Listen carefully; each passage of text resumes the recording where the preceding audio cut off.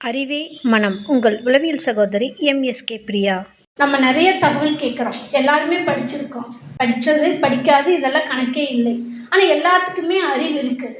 அந்த அறிவு எப்படி பதிவாச்சு? நம்ம பிறக்கிறதுக்கு முன்னாடி நம்ம கருவில் இருக்கிறப்பவே நம்ம அறிவு செயல்பட தொடங்கிடுது. பிறந்து வெளியில் வந்தோடனே பார்த்தது, கேட்டது, கெட்டது, பேசினது, சொன்னது, இது எல்லாமே தான் உங்களோட அறிவு பதிவு. இந்த அறிவு தான் உங்களைய வளர்ச்சிக்கு எடுத்து செல்லுதா இல்லை வீழ்ச்சிக்கு எடுத்து செல்லுதான்னு இருக்கு.